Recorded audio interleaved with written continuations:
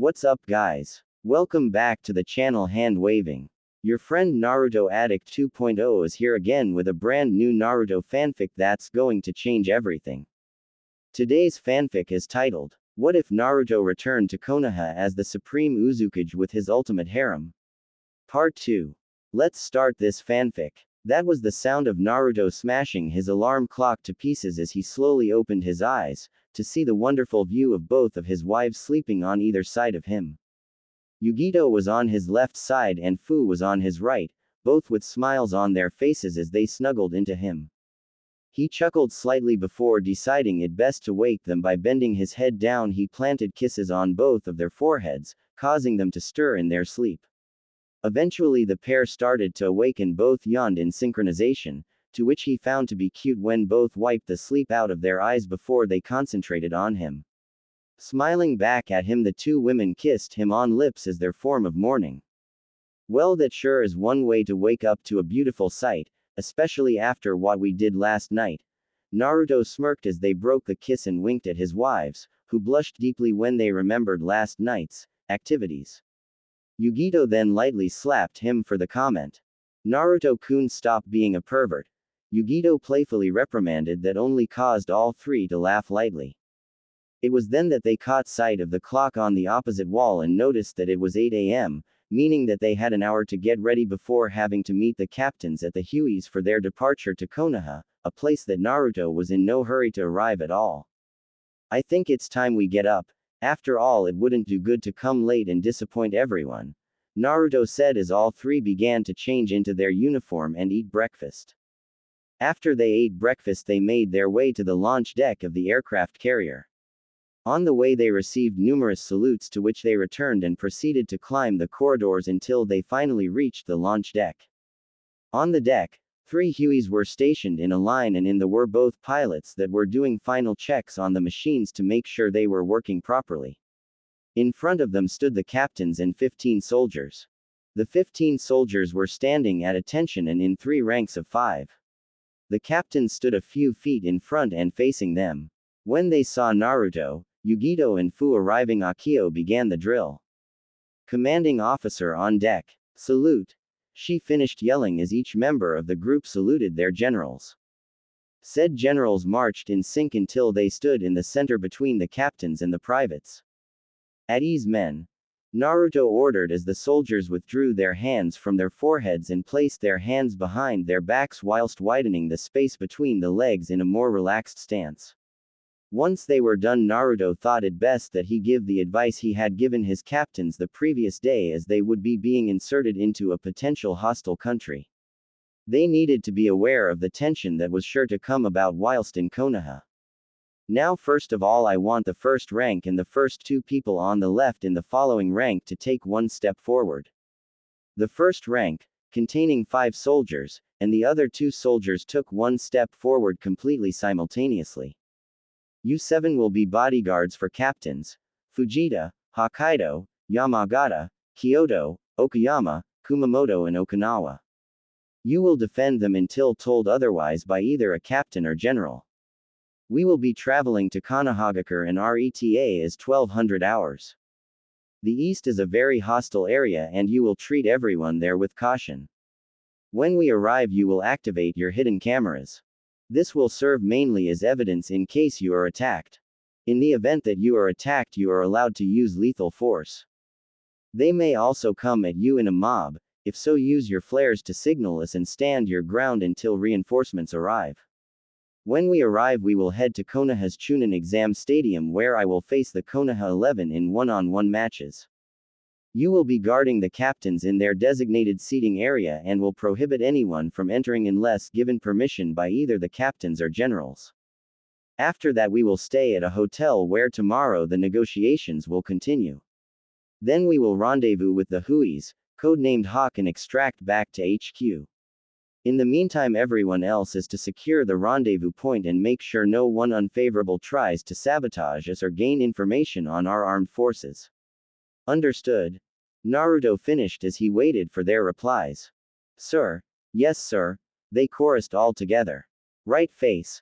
Sato stated as the soldiers all turned 90 degrees clockwise so that they were now facing the Hueys. Mount up. Sato continued as each rank marched in sync towards each helicopter and proceeded to board them and check their weapons and other equipment to make sure they were in good conditions. When they were all seated, Naruto, Yugito, Fu and the captains also boarded the Hueys as the rotating blades started to pick up speed and dust. Upon taking his seat, Naruto pressed his right index and middle finger to his ear in order to activate his codec. It was a very advanced form of communications that allowed all of his subordinates to contact him and, if necessary, allow the views of their hidden cameras to appear on his interface. The best part of it was that it practically invisible unless you were up close to him. Okay, we'll be moving in a reverse triangular formation. Hawks 1 and 3 will be at the front whilst Hawk 2 will be at the back, and keep an eye out for anyone suspicious. This applies specifically to those who wear the attire of the Akatsuki or wear an Odo Hite 8. Confirm orders. Sir. Yes, sir, was the resounding response as the Hueys took off and headed towards Konohagakure, with the cheers of the soldiers still on the ship following them across the water. As the helicopter swept past villages, rivers and forestry, Naruto couldn't help but reminisce the experience that he once had with the continent, and despite the fact that he didn't like the hidden villages, he couldn't help but enjoy the feeling of nostalgia as the fresh air whisked past him and he closed his eyes for a moment before sighing in relaxation. Upon opening them again, he looked at the serious expressions on each of his soldiers' faces and had a small flashback on how he got them to be disciplined. Flashback. The hidden villages system is crap. They are too lenient towards them and allow dangerous personalities to come to fruit, especially since they allow them to become legal adults as soon as they pass their Jonin Sensei test. Naruto thought as he stared at his clock and tapped his left index finger on the desk in a smooth rhythm. He noticed these flaws when he thought back on his experiences. Sakura and Ino were allowed to continue their fangirl tendencies. Sasuke was still able to be an avenger. Choji could stuff himself. Shikamaru could still be lazy. Kiba could still be hot-headed. Hinata was still shy. Shino was allowed to invade the privacy of his comrades with his insects. Lee could still be too loud. Tenten was still allowed to only specialize in weapons and not advised to widen her range of jutsu, despite her ability to perform nin, tai and genjutsu. Then finally Neji was still able to rely on his Jukin as a Hyuga and was not told to also widen his range of jutsu, especially since his Byakugan and high chakra control, which was required for Jukin to be utilized, could be used for medical jutsu to prevent the loss of life when on missions. Each of them had major flaws that could be taken advantage of.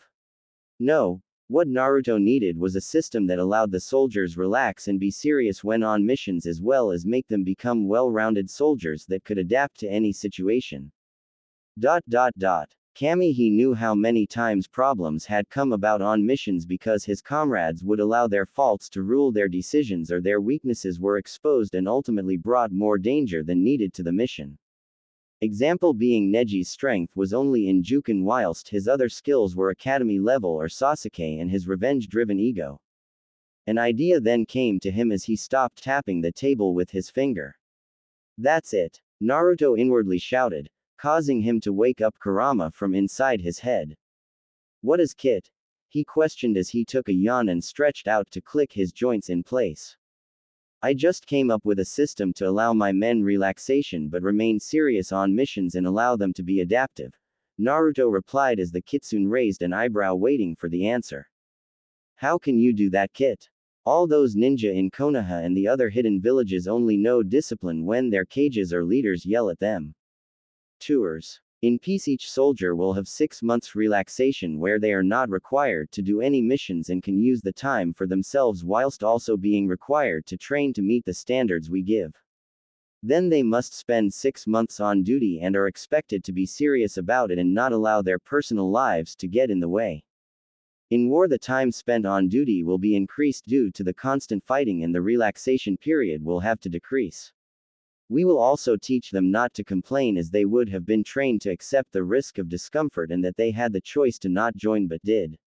Lastly, we'll also give tests later on to make sure that they are still fit for service, and anyone who isn't is either retrained or discharged if they reach over the limit of times they're allowed to fail. Kurama thought about the idea and admitted that it had quite a lot of merit to it.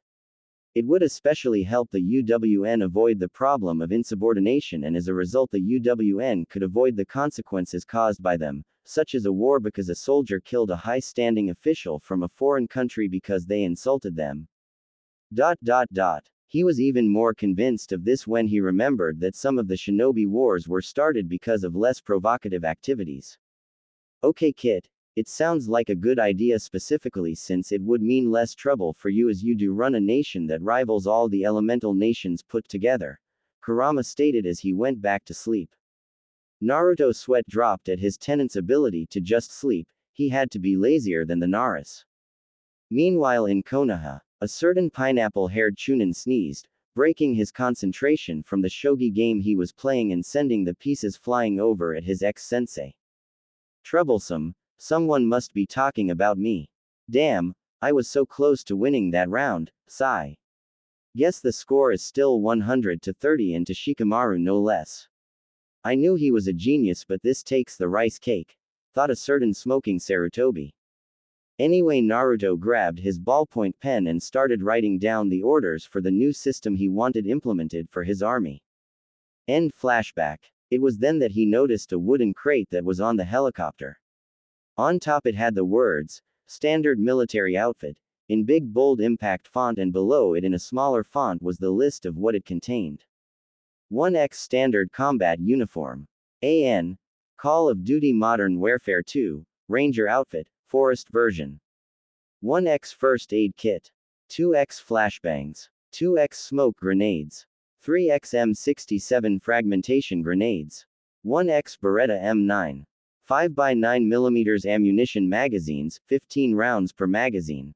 1X Stun Knife. 1X Gas Mask. 1X Thermal Night Vision Goggles.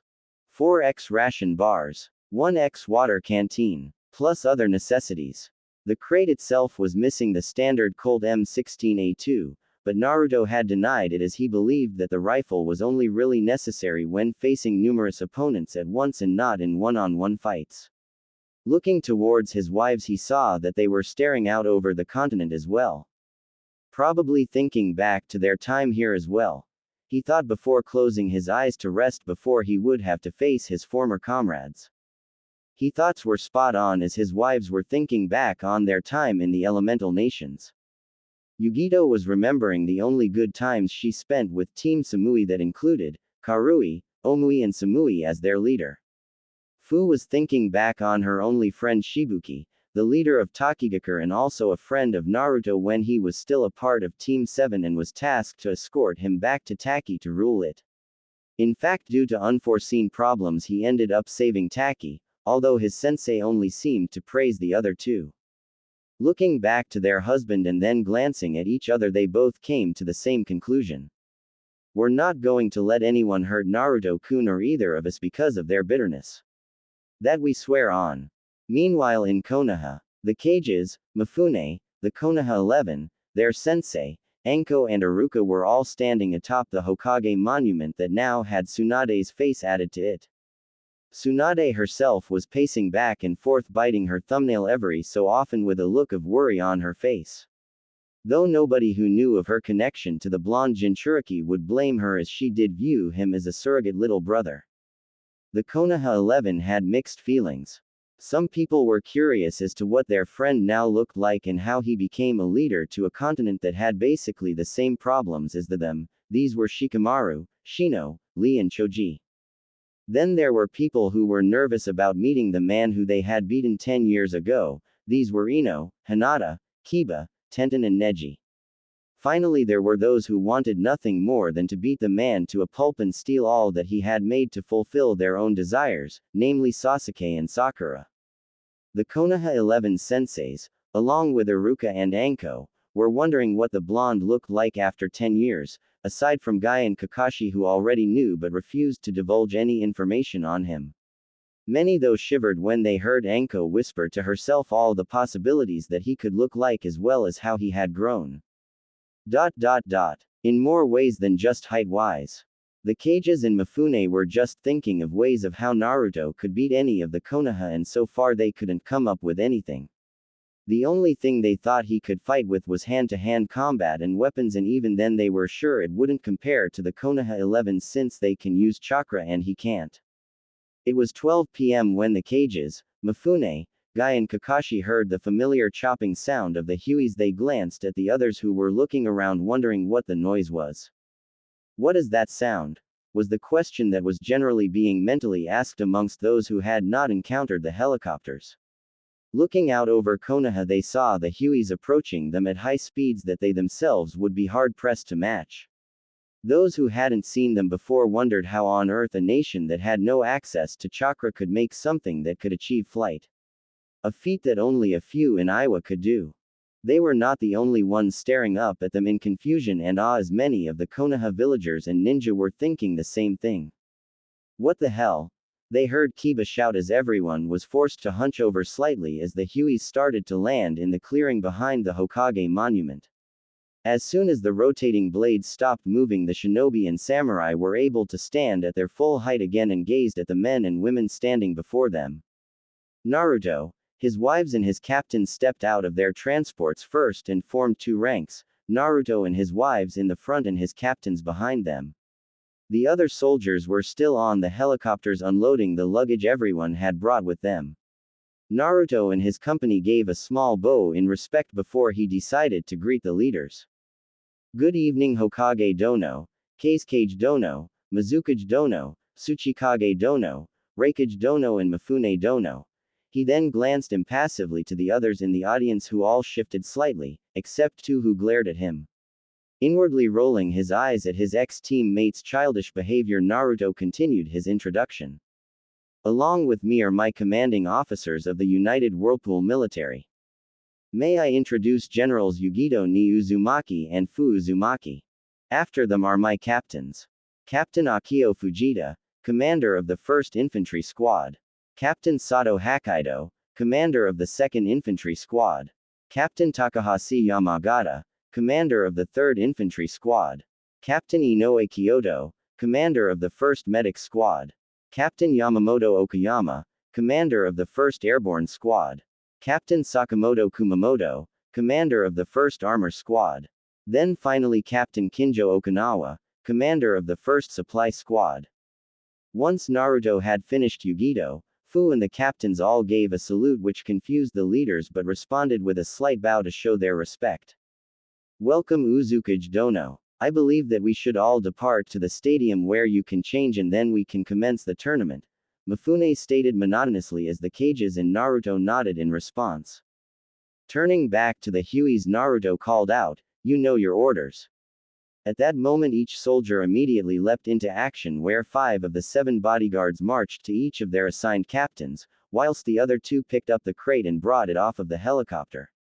The remaining soldiers went about setting up the area so that they could sleep there whilst also being easily able to respond to any attack.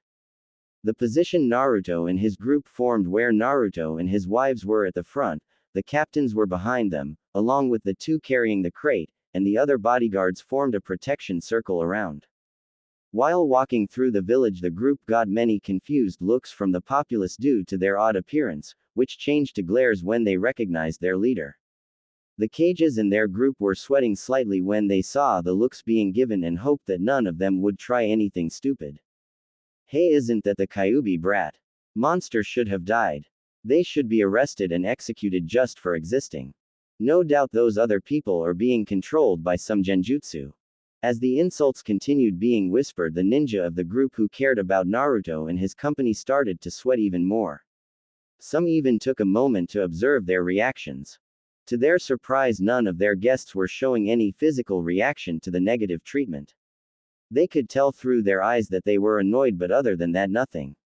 Most of their own would have showed some kind discomfort, but these UWN soldiers were acting as if nothing was going on, though they did tense when the looks changed from curiosity to hostile.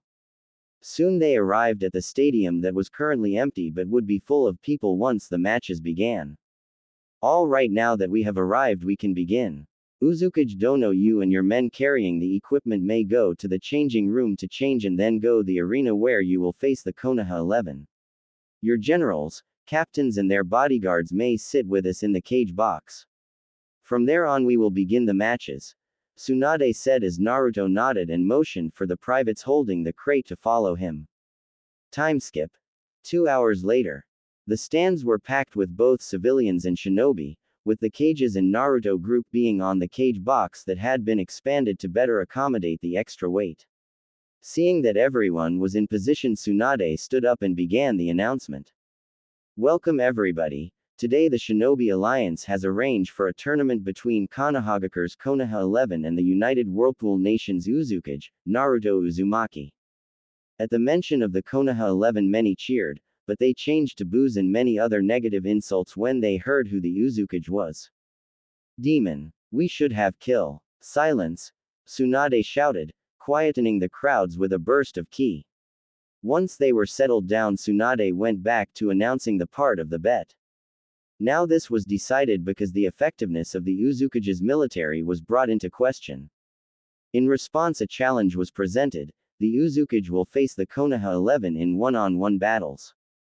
Should he lose to any of them, his nation will be under the immediate control of the Shinobi Alliance, but if he defeats them all, then Uzushiogakure will become a part of the United Whirlpool Nation. Now let's proceed to the first match. Tsunade finished as she received cheers from the people in the stands. When she sat back down, she turned towards Kakashi and the other Jonin sensei who were stationed as the guards for the cages during the event. So Kakashi, what was the layout of the matches that your students decided on? Looking over to his superior, the copy nin gave her his patented eye smile, which really annoyed people since so far nobody had seen his face other than his late father, late mother and the late medic nin that saw him at birth. Well, Hokage-sama, apparently the Konoha 11 still think that Uzukage-sama still has a crush on Sakura and that should be enough to win. After her it is Ino, Hinata, Tenten, Shikamaru, Shino, Choji, Kiba, Lee, Neji and then Sasuke. Tsunade raised an eyebrow at the statement about Sakura. First match. Naruto Uzumaki vs Sakura Haruno. Begin. But isn't Naruto Ulrea winner? Naruto Uzumaki. What? Minutes earlier, Naruto walked out of the dark hallway into the arena where he was met with the familiar scene of the forest clearing that he had been competing in to become a Chunin over a decade ago. It looked cleaned, and although many of the trees and plants had been replaced and moved around, it didn't stop the small flashback he had that showed his match with Neji. He was no longer wearing his armor but instead wore the standard combat uniform for his soldiers. On his right hip was the holster for his M9 and on his lower back was his stun knife placed horizontally. Also he had his other various pieces of equipment on his person with easy access to them. Walking into the arena full of confidence that wasn't backed up by mere arrogance, but instead confidence that was supported by skills. When he heard the comments made about him when he was announced, he mentally shook his head at the stupidity that had come about. It made him think how blind or idiotic the previous Hokages could have been if they believed Konoha to care for all of its inhabitants like family when they have shown time and time again that they don't care about anybody if it was only slightly not human. To add insult to the injury, the civilians are trying to control the shinobi as if they were their servants, and if they were challenged they would say the demon is controlling them. Then again, he hasn't seen firsthand what the village was like before the Kyuubi attack, so he couldn't judge them on that, though he was not allowing them to use that as an excuse for what they had done. They had been told to treat him like a hero by their prized Yondaime and they spat on it. Whatever happens to them is because of their own doing, not the Hokage's. Upon seeing who the proctor would be for the tournament, he turned a bright red at seeing Anko Mitarashi, standing in the center of the clearing in the same outfit she had worn during the Chunin exams. It was always baffled him on how she could wear something like that and not in the least feel insecure about it. When said woman turned and saw Naruto standing there, she gave him a big grin that seemed to stretch across her face. Hey there, stud. So you ready for your first match? Yeah, I'm ready. Let's get this show started then. Naruto nodded, giving a smile back to the snake using kunoichi. Right. By the way, when this is over, do you want to get some dinner together after this? She asked in surprisingly nervous tone. Raising an eyebrow, Naruto thought back on his interactions with the woman. She wasn't mean to me like everyone else, and in fact she is treated to a lesser extent like me because of her past affiliation with Orochimaru, so maybe, he thought before replying. Sure, but anything further and we will need to talk to Fu-chan and Yugito-chan about it.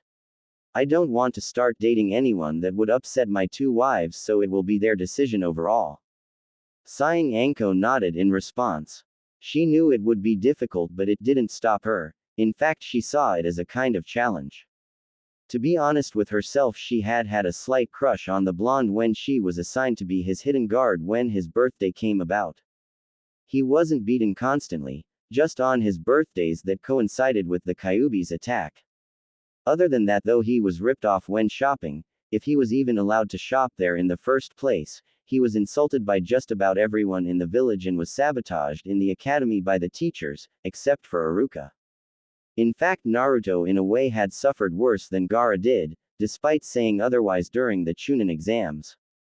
This was because even though everyone knew about Gaara's status, he was never actually beaten because of Shukaku.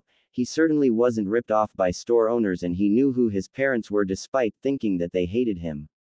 The only thing that he had over Naruto in that department was that he was robbed of sleep, which was fixed recently when the Aikibi was ripped out of him and Lady Chio sacrificed herself to bring him back to life. Back to the subject at hand, before any of them could continue, they heard footsteps from the other side of the clearing.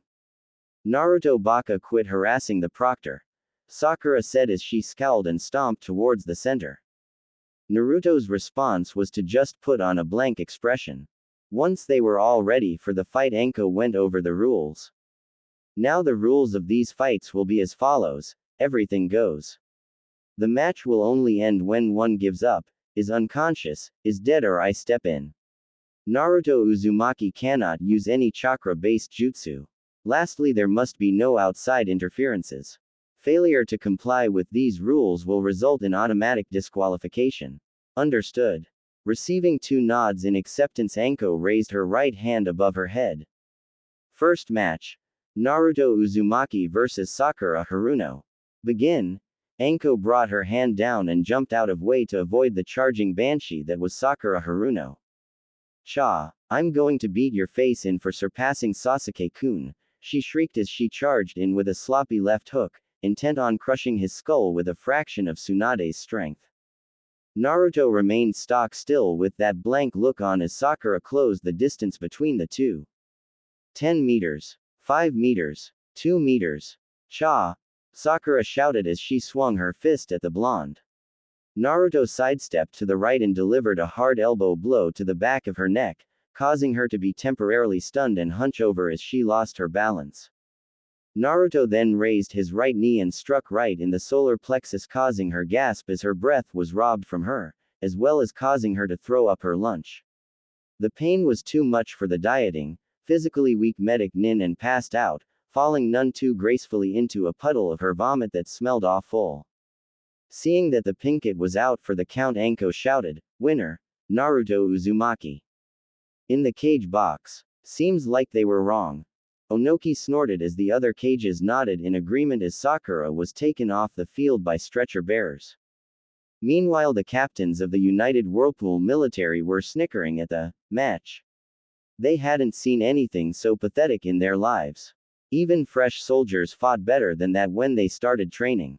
Back in the arena, Naruto and Anko were sorting out the finer details of their date when they saw Ino approaching.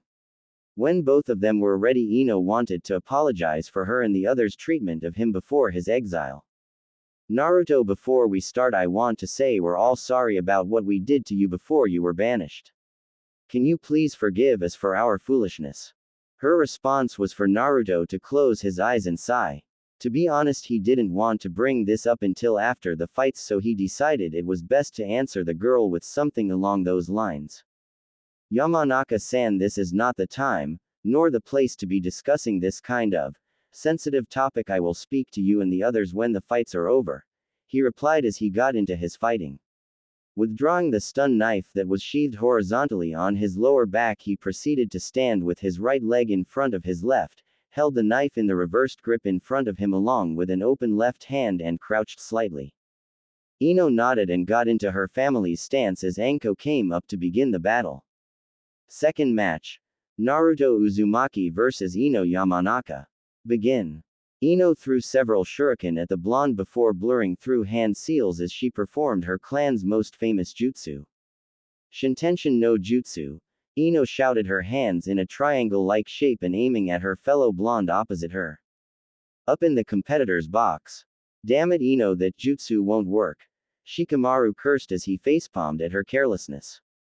What do you mean? Choji questioned, who was munching on some crisps that he had brought with him. Choji, that jutsu requires the target to be immobilized because of the backlashes it demands. In the beginning her mind moves slowly and in a straight line, so all Naruto has to do is dodge to avoid being affected. Then as it takes time for her mind to return to her body, Naruto can walk right up to her prone form and it's game over for Ino. It's the reason why we have the Ino Shika Cho trio, because it's our jobs to keep our targets from moving so she can get a clear shot. Shikamaru groaned as he took out a cigarette and lit it before taking a puff. Back in the arena. True enough, that is what exactly was happening, for as soon as Ino finished her jutsu, Naruto dive rolled to the right and ran straight to Ino's prone form. He then placed his stun knife at her neck and Anko decided to call the match. Winner. Naruto Uzumaki.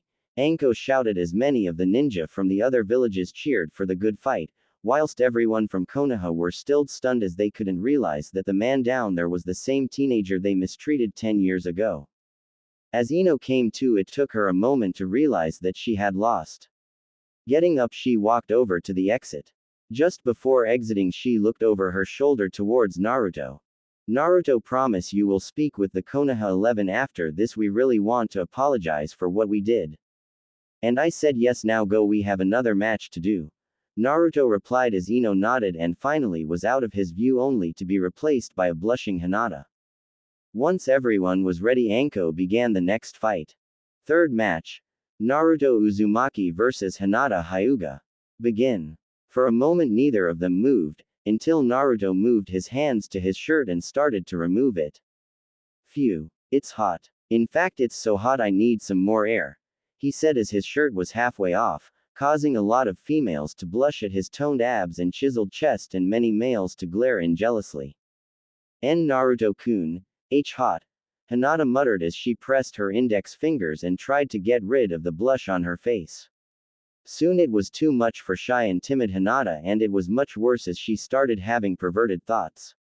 The result was her blasting off from a geyser of a nosebleed and pass out from both blood loss and the impact from falling.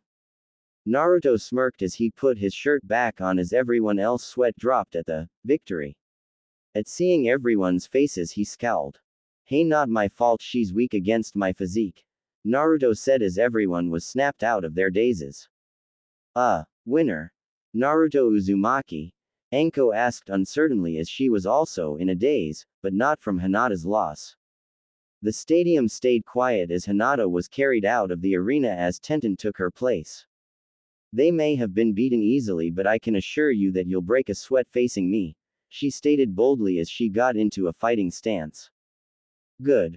Was all Naruto said as he too got into a fighting stance. Fourth match. Naruto Uzumaki vs Tenten. Begin. Anko shouted, this time jumping away as she knew Tenten's jutsu were of the widespread kind. Indeed, she was right. Almost as soon as she had began the fight, Tenten had already brought out her sealing scrolls and proceeded to unseal her weapons from them as they sailed at the ex-Konoha shinobi. Unlike the others, Naruto was forced to dodge or deflect her weapons as they came flying at him from almost all directions, though it was easy for him to do so judging from the smirk on his face. Good, get annoyed so that she uses that big scroll on her back. Then I can go on the offensive, he thought as he dodged a kunai that missed him by a centimeter. Tenten though was getting frustrated. She had thrown all kinds of weapons at him only for him to either dodge or deflect him with that strange knife of his. Upon looking at it, she knew it was a high-quality weapon and would have had stars in her eyes if she wasn't in the middle of fight right now. Looks like I'm going to have to use that, she growled as she jumped on top of the farthest wall and took off the large scroll on her back. Good, she's doing it, Naruto thought as he pulled out an M67 frag grenade and took off the safety pin but kept the safety lever on. Tenten through the scroll overhead shouted out one of her most powerful attack. Sogu Tensasi. The sky literally became black from all the tools raining down on Naruto, who finally let go of the safety lever and tossed it at where Tenten was following the barrage. Boom. The resounding explosion caused many to gawk at the power behind it. It was twice as powerful as an explosive tag. How on earth did Naruto design that? Was the general thought going through the cages and ninja. Though there were plots of stealing the technology from a certain Raven, Pinkett and Council. But that wasn't the end of it. No, in fact the shock wave caused by the explosion caused the weapons to go flying off course, leaving Naruto fine in the middle of a circle, surrounded by Tenten's weapons. Speaking of Konoha's weapon mistress, Tenten lay unconscious on the floor with multiple burn and stab wounds caused from the heat and shrapnel from the grenade. As she was carried away, Anko let out a whoop of joy. Finally, some actual fighting is happening. I was afraid Naruto-kun would be able to win this without even trying. Winner. Naruto Uzumaki. Anko shouted in joy as said blonde chuckled at her antics. Cage box. It looks like Uzukage Dono's military are competent. Wouldn't you agree? Tsuchikage Dono? Mei specifically asked Onoki, who humphed and looked in another direction, though on the inside he was regretting his decision with every victory. Naruto's captains and wives were smirking at the complete awe shown to something they considered a minor tool. Imagine their surprise if they saw a nuke, was their general thought as each one laughed inwardly. Arena floor. Damn, you're cutting through them like butter. Are you sure you're not cheating? Anko mocked as Naruto laughed heartily at her. No, Anko-chan, I can assure you that I am not cheating. The reason why I am winning is because I am mainly using tactics. Whereas most of the ninja today use flashy jutsu and have honor, I do not. To me it's about doing the job right, and the only time this won't happen is if civilians or hostages are involved, as I would focus on their safety, and unlike the hidden villages here, who make the shinobi look like heroes, all of my soldiers are taught both the good and bad about the military. They know that heroes are only made by the leaders, when in fact all it was them defying the odds. Take the Yondaime Hokage for example. The possibility of winning against an army is small with one man, but with the Hiraishin he won against the odds, and so he was named a hero. What they fail to realize though, that one man's hero is another man's villain. Whilst in Konoha he is seen as a hero because he saved a lot of Konoha ninja, in Iwa he is seen as a villain because of the Iwa ninja he slaughtered, causing pain for any loved ones or relatives back home. Naruto informed Anko as the next opponent, Shikamaru, turned up. Troublesome, let's get this over with. He drawled out as both took fighting stances. Fifth match. Naruto Uzumaki vs Shikamaru Nara. Begin. For a minute or two neither combatant did anything until Naruto spoke up. Hey Nara-san, you don't look like you want to be here, so why don't you just drop out? After all, you won't gain anything you could use. Naruto asked in rhetorical tone as he rolled his neck in preparation. Fine, I forfeit. As soon as the words processed through everyone's heads, they all face vaulted and started shouting obscenities at the lazy genius. Naruto and Anko were standing there with wide eyes and mouths open as they couldn't believe that actually worked. Oh okay. Winner. Naruto Uzumaki. Anko stammered out as everyone continued to insult the Nara as he walked back to the Konoha 11. I can't believe that actually worked. I was only joking. I didn't think he would actually do it. Naruto quietly said. Both Proctor and combatant shook their heads to keep their focus on the topic at hand. Competitors box. Shikamaru, you lazy, you didn't even try anything. Ino scolded Shikamaru as he gave her a blank look. If you had been looking more carefully, you would have seen that I had him trapped in my Kajimane no Jutsu. However, when he rolled his neck without me doing it first, I know my jutsu wouldn't even phase him. Ergo no need to fight a match that would be too troublesome. Shikamaru intelligently spoke as he took another cigarette and lit as he gazed down to continue watching the fights, ignoring the looks being sent at him from the others. Down in the arena, you know, at the rate you're going at, we could schedule our date for as soon as this test finishes, Anko said as Naruto shrugged his shoulders in response. It was then that they spotted Shino coming down to begin his match. It's good to see you, Naruto-sama, after such a long time, Shino said monotonously whilst giving a small bow in respect. You too, Aburame-san. Naruto replied, mirroring Shino's bow as both took up their positions. Sixth match. Naruto Uzumaki vs Shino Aburame. Begin. As soon as Anko had finished her announcement, insects started to fly towards Naruto, who remained still again as before. Up in the cage box. What is Uzukage Dono doing? Surely he knows that what he is doing is a great risk. Mei questioned as the other cages apart from the Tsunade nodded in agreement. Just because it is a large risk doesn't mean that it will fail, it means that the likelihood of success is small. Naruto, however, has proven that every single time this has happened to him, he pulled it off. Tsunade said as the others thought back on what they know of him.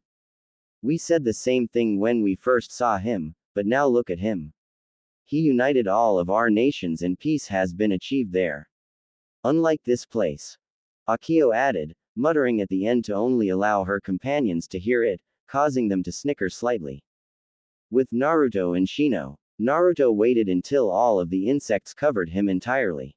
He then discreetly pushed the button on the stun knife to activate electrical shock to be initiated.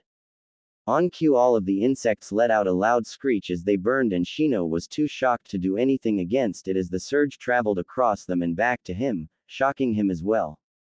Soon it became too much and he collapsed from the pain, both physical from the electricity and the fact that his insect colony was almost destroyed. The crowds were once again stunned by the fight. They thought he couldn't use jutsu, but he hadn't used any chakra. Therefore, somewhere along the line he had found a way to use lightning without the need of chakra. It was shocking to say the least. The cages themselves were in the same state of mind. Many of them were just blank on the inside as they were still staring in awe at what had transpired. Naruto's group, though, were laughing internally at the looks everyone had. It seemed that they believed everything relied on chakra. Boy, were they in for a wake-up call. Winner. Naruto Uzumaki. Damn, I'm bored having to repeat that. Anko ended complainingly. Don't worry, there's only 5 matches after that. I would like to treat you to a homemade dinner. Naruto said as Anko licked her lips in anticipation. Can I join? A voice questioned as the pair looked to see Choji appear in his samurai armor. Sorry, Akamichi-san, that's for a date. Now let's begin. Naruto stated as he stood in his combat stance again. Choji nodded and did the same. 7th match. Naruto Uzumaki vs Choji Akamichi. Begin. Choji was about to start doing hand seals until he saw Naruto take out a ration bar and start eating. What are those? Choji asked in curiosity. Oh, just a protein bar. Helps with conserving energy. Want one? Naruto finished, handing out one of the bars towards the unsuspecting Choji. Sure. Choji replied as he took one and ate it. As soon as the food touched his tongue, his eyes narrowed and his face turned a shade of green as he threw it away and started throwing up. He was too preoccupied with trying to keep his lunch that he didn't notice Naruto walk up to him and knock him out with a simple chop to the neck. Winner. Naruto Uzumaki. What was that you used against him? Poison. Anko added as she finished announcing the winner. Grinning, Naruto brought up the ration bar that he had given Choji. Nope. The food was just horrible. You see, those were emergency food rations. They're kind of like the soldier pills, except it replenishes the body's energy instead of chakra. The problem with them, though, is that they taste terrible or tasteless, but hey, my men are trained to eat stuff like this until they can eat with a straight face like I did then, Naruto said as Anko took a bite from the one he had eaten. Almost immediately she spat it out again, making retching sounds, but not actually throwing up. That's crap. This should be used for torturing people, not as an emergency food supply.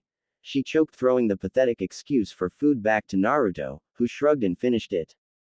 This prompted Anko to make gagging noises to mock him, to which he returned with shaking his head with closed eyes and a small smile. Cage box. You know, if that kind of food can even make an Akamichi vomit, then I really don't want to try it, Gaara said in his usual monotone voice. The other cages agreed quickly, deducing the same as the cage. You're not the only ones, was the thought process of Naruto's group. Despite their experience and tolerability with the stuff, it still tasted horrible. Arena. Hey Naruto, good to see you again buddy. Arf. Kiba and Akamaru said simultaneously as they both stood opposite Anko and Naruto, who were discussing some everyday things about their lives. Naruto though looked blankly at the pair before he spoke in a rather cold tone. Inuzuka-san, do not speak to me in a friendly tone. After what you and some others did, you have no right to address me in such a familiarity voice. If you must address me, it will be either Uzumaki-sama or Uzukage-sama. Now let's begin the match. Both of his opponents flinched at his statement, but got into fighting stances nonetheless, indicating that they were ready. 8th match. Naruto Uzumaki vs Kiba Inuzuka. Begin. Kiba took out a soldier pill and tossed it to Akamaru, who swallowed it and his fur started turning red. Giju Ninpo. Shikyaku no Jutsu, Kiba yelled as he started to gain more canine attributes which were essential for using his clan's taijutsu. Flashing through hand seals, he got down on all fours as a chakra aura started to show. When he finished them, he was now surrounded by chakra-like flames as he called out his next jutsu. Akamaru then disappeared in a poof of smoke only to be replaced with an exact twin of Kiba. He was also in the same all-fours position as the original. This trick again. Come on, this is going to be boring. Although I don't want to push my luck since I am only wearing standard gear here and not my customized gear. That does remind me, I need to check in with Gunsmith and see if my order is completed. I don't like that 5.7 I carried when I first arrived. Though I admit it is a good gun, it just doesn't suit my style, and this Beretta M9 doesn't even compare to what I ordered. Naruto thought as he stared off into the distance with a bored look on him. Upon see how bored Naruto was, Kiba exploded. What's up with you? Don't ignore me, he shouted as he snapped Naruto out of his daze. Oh, it's just you, Inuzuka-san, could you please not yell? I'm trying to think here. Naruto dismissed as he was intentionally doing it in order to enrage Kiba. It appeared to be working as both Kibas frowned deeply at the dismissal Naruto gave them. We'll show you not to underestimate us. Jujin Taijutsu Ogi. Gatsuga, the original Kiba yelled as both lunged at Naruto whilst transforming into miniature tornadoes that would rip anything that touched them to shreds. Naruto smirked as he took out the pin to the smoke grenade and dropped it on the floor, causing a gray cloud of smoke to fill the arena, blocking everyone's view in the process. Cage box. Why would Naruto do that? I read the reports of his Chunin exam preliminary match and it said Kiba did the same thing and almost won because of it. What does he gain from giving Kiba the advantage? Tsunade said as the other cages looked to her in confusion before looking back to fight in the arena. This what you come up with? Man, you must still be the dead last if you think this will work. I mean, how can you forget what happened at the Chunin exams? I'll still find you, Kiba said as he used his enhanced senses to locate Naruto from within the smoke. With the Konoha 11, why is Naruto making a rookie mistake of allowing Kiba to easily find him when he is relying on sight mostly? Ino asked as the rest of the Konoha 11, minus Shikamaru, nodded in agreement. Sighing, Shikamaru decided to re-enlighten them on how Naruto has been fighting so far. This is too troublesome to say, but look back on how Naruto's been fighting his matches presently, he said as the others thought about what he meant. It was Neji who answered him. He has been using deception, Neji said. Nodding towards the Hyuga, Shikamaru continued. Right, so don't assume he is being stupid because whatever he did it for a purpose, he stated as the others looked back towards the fighting arena. The smoke was clearing and Kiba could clearly see Naruto, but now he was wearing a gas mask and his thermal goggles, not that he knew that. What the s that? Kiba demanded as he heard a muffled chuckle come from Naruto. Well, Kiba, this is known as a gas mask and what it does is allow me to breathe in a cloud of poison gas, which just so happens to have been the cloud we were in just a moment ago, Naruto informed Kiba in a slightly cheerful voice. But neither Akamaru or I could smell anything in the smoke, Kiba protested, getting a nod along with the transformed Akamaru. In response, Naruto spread his arms out in a kind of, I don't give a crap, look. Doesn't matter to me. I'm safe with this mask on and you should be feeling the effects of the poison, right, about, now, Naruto stated. As soon as the words passed his lips, Kiba immediately felt his right arm fall limp and go numb. He couldn't move it no matter how much effort he put into moving the limb. He's right. Kiba whispered to his partner, who whined in worry. I can give you the antidote if you surrender and forfeit the match, or you can continue to try and win and I will keep avoiding you until you drop dead and I win anyway. So which will it be? Naruto asked, trying to keep any humor out of his voice. To many who knew Naruto from Konoha, this was surprising considering they believed that he would never try to kill a comrade. Though many who personally knew Naruto believed that even though it was unlikely, it wouldn't be surprising, especially with what happened before he was thrown out of Konoha. Thinking over his options, Kiba decided to not risk and raised his hand. I forfeit. He reluctantly said as Akamaru transformed back into his original form. Winner. Naruto Uzumaki, Anko announced, though nobody applauded because although the match was over, the case of Kiba's poisoning was still their main concern. Well, give me the antidote, quickly before the poison kills us, Kiba yelled as Akamaru barked in agreement. Naruto then gave a sheepish grin. There isn't any. What? Kiba shouted, angry that he was tricked and would die for it. Naruto, seeing this, decided to explain before there was a stadium-wide panic. There was no poison either. I used the first rule for ninja, deception. I convinced you that the smoke was poisonous and that I was safe because of the gas mask, when in reality all it was a large smoke bomb. But what about his arm? Anko asked as she too was curious about how Naruto made Kiba's arm numb. Naruto then pulled out a small syringe with the word, morphine, written on it. This is known as morphine. It is used for treating battle wounds that are gained in a fight. When someone is wounded, the pain is numbed by injecting this into the opposite limb to where the wound is. It then nullifies the pain receptors around the wound so that the brain doesn't register the wound there. This way men don't shout out in pain and give away their location and don't die from shock, but the downside is that the whole limb is numb to the point of being useless. I injected it into you when you were in a rage in the smoke so that you didn't register it. I found you in the smoke by using my thermal goggles, points to the goggles on his head, to track your heat signature.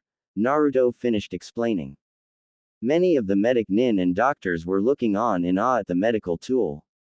They could really use that to allow patients relief from the pain they endure when out on missions. Tsunade herself wondered if it would be possible to arrange a trade for them. The other cages were along similar lines, though more for what Naruto used it for in combat. After all, being able to make an enemy collapse from numbness would help them a great amount. With the Konoha 11, see, told ya he had something cooked up. This whole thing has become too troublesome if you ask me, Shikamaru said as he finished his latest smoke. The Dobi's been lucky, so what? He won't beat me in Uchiha Elite, was the arrogant Uchiha's statement, which caused all the other occupants Shikamaru, Lee and Neji to glare at him. Knowing he was outnumbered, Sasuke scoffed and went back to scowling at the blonde Uzukage as Lee made his way down to the arena. What is it you plan on cooking for me, Naruto-kun? Enko Kudas gave Naruto an innocent look that most men were unable to resist. Keyword being most. Enko-chan, I'll tell you later, but I think Lee-san would like for the match to start. Naruto said as Lee gave him his signature, good guy, pose. Yes, I do believe we should begin this youthful match between two youthful fighters. If I can't win, then I will do 200 laps of Konoha. If I can't do that, I will do 400 push-ups, and if I can't do... Shut up. We know already. Everybody shouted towards Lee as everyone knew to cut him off before he and Guy did their most dangerous genjutsu.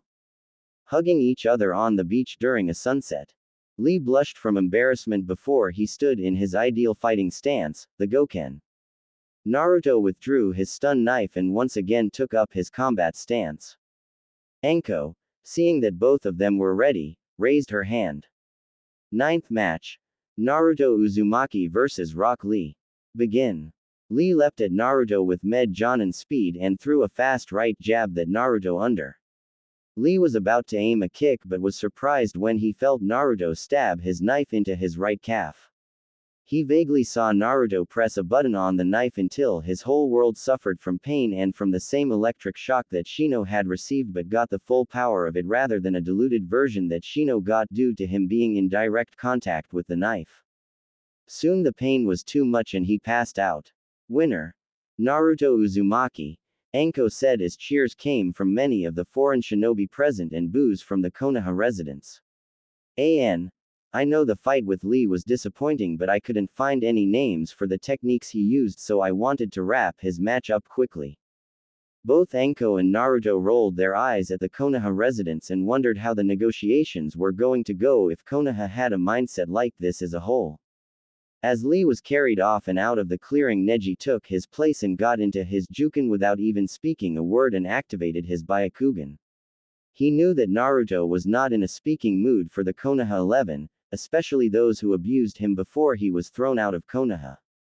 His aim so far was to beat Naruto in this fight. Once Naruto was ready as well, Anko decided to start the second to last match. 10th match.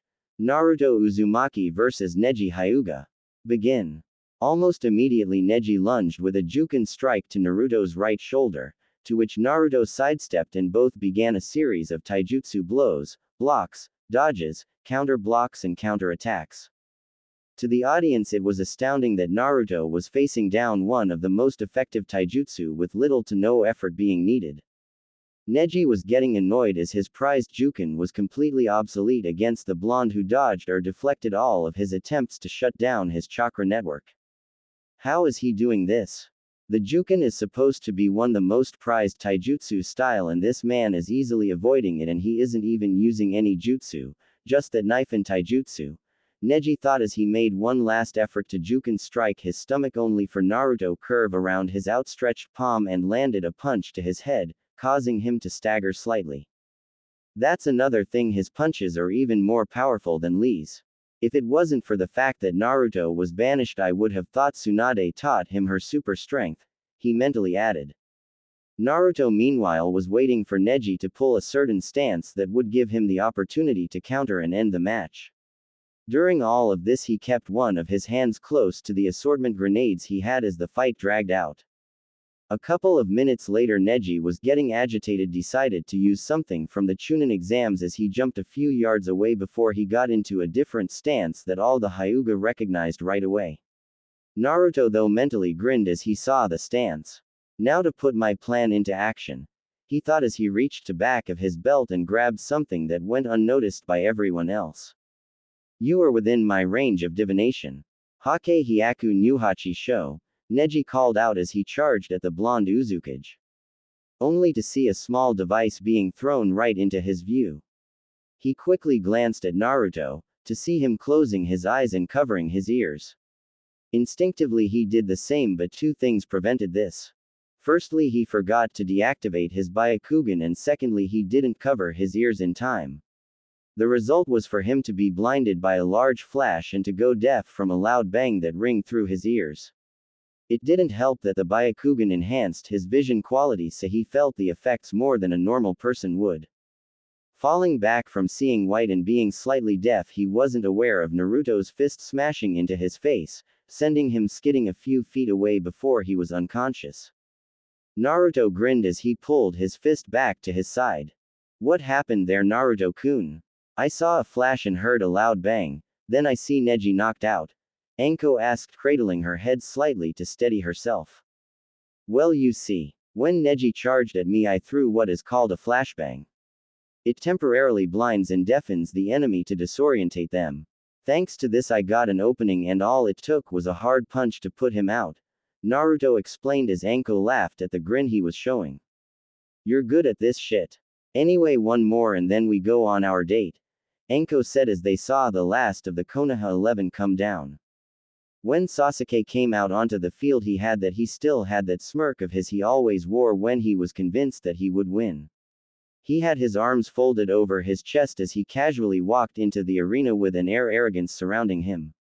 Naruto's eyes narrowed at the sight of the man that had caused him to be thrown out of Konoha. Though I think I should thank him for that, as I did find a better place to go to and marry my two wives, Naruto thought as he went to stand next to Anko. In his mind he heard Kurama growl at the Uchiha.